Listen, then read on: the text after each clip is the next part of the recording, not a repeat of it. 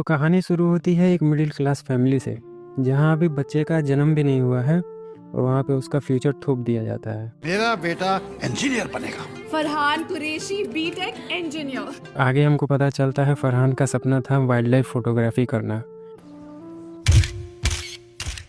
Engineering का पहला दिन और हॉस्टल में एंट्री हुई रेंचो की।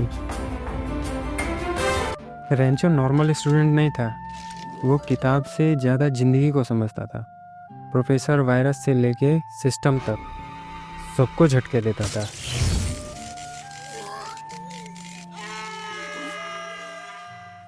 और रेंचो ने फरहान और राजू दोनों की ज़िंदगी को क्वेश्चन करना सिखा दिया था। मैं इंजीनियर नहीं बनना चाहता अब्बा। वो कहता था, सक्सेस के पीछे मत भागो, एक्सेलेंस का पीछा करो। सक्सेस झक मार के तुम्हारे पीछे आएगी। उसकी एक सिंपल फिलॉसफी थी, ऑल इज़ वेल। ना कोई मोटिवेशनल कोट, ना हेवी लेक्चर, बस दिल पे हाथ रखो और बोलो सब ठीक है। लाइफ में कितनी भी बड़ी प्रॉब्लम हो ना, उसको बोलो कोई बात नहीं चाचू, सब ठीक ठाक है, all is well, all is well. इस कहानी में 3 कैरेक्टर हैं। फर्स्ट राजू का घर 1950s की ब्लैक एंड व्हाइट फिल्मों की याद दिलाता था। एक छोटा सा कमरा जिसमें एक पैरालाइज्ड बाप, एक खांसती हुई माँ और एक बिन ब्याही बहन। सेकंड फरहान, ये कैमरा छोड़ के कैलकुलेटर पकड़ रहा था। और तीसरा रेंचो, जो इस कहानी का हीरो नहीं, रियल लाइफ का हैकर था। हैकर एक सेकंड में अप, एक सेकंड में down, up down up down up. तीनों मिलके बन गए 3 इडियट्स। लेकिन रेंचो की सोच इन दोनों पे असर करने लगी थी। पहली बार फरहान ने सपने के बारे में सोचा, अब्बा नहीं मानेंगे। और पहली बार राजू ने डर के खिलाफ लड़ना सीखा। रेंचो की रेबेलियन और वायरस का ईगो ये टकराव क्लाइमैक्स तक ले गया। यहाँ पे सिर्फ ये सिखाया जा रहा है कि मार्क्स कैसे लाए। अब तुम मुझे सिखाओगे कैसे पढ़ाते। राजू की सुसाइड अटेम्प्ट ने सबको झटका दे दिया था।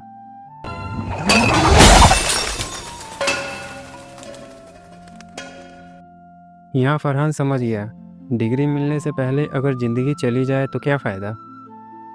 और इस रियलाइजेशन के बाद उसने ली सबसे बड़ी जंग, अपने पापा से कह दिया, मैं इंजीनियर नहीं बनना चाहता अब्बा। क्या होगा हाँ? अगर मैं फोटोग्राफर बन गया तो कम पैसे कमाऊंगा ना, घर छोटा होगा, गाड़ी छोटी होगी, और अब्बा मैं खुश रहूंगा।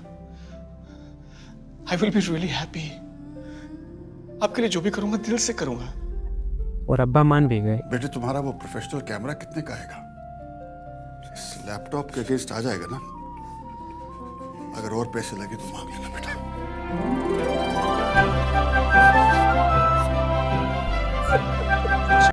कॉलेज ख़त्म होने के बाद रेंचो गायब हो गया। कोई एड्रेस नहीं, कोई कांटेक्ट नहीं। सालों बाद पता चला वो लद्दाख में है। और जब हम सब ढूंढने निकले तो मिला एक नया रेंचो, एक नया scientist, world famous scientist Phunsukh Wangdu. मतलब तू फुनसुक वांगडू है? हाँ पापा हाँ। लेकिन अंदर से वो वही रेंचो था जो दोस्तों में सपने जगाता था। और फरहान वो वाइल्ड लाइफ फोटोग्राफर है जो जीत गया था एक ऐसी लड़ाई जिसमें हर बार सोसाइटी जीत जाती है। तो दोस्तों, 3 इडियट केवल दोस्ती की कहानी नहीं थी, ये कहानी थी 3 अलग अलग ज़िंदगियों की, जिसमें रेंचो एक मिरर था और फरहान ने उस मिरर में अपना असली चेहरा पहचाना।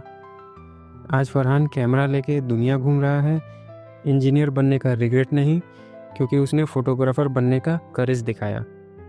क्या आपने कभी सोचा है, अगर फरहान ने रेंचो की बात नहीं मानी होती तो शायद एक और सपना सोसाइटी के प्रेशर के नीचे मर गया होता।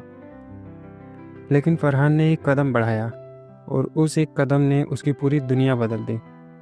तो दोस्तों, 3 इडियट्स ने हमें एक सिंपल बात सिखाई, कामयाबी वही है जो दिल से हो, नहीं तो सिर्फ डिग्री एक कागज़ का टुकड़ा रह जाती है।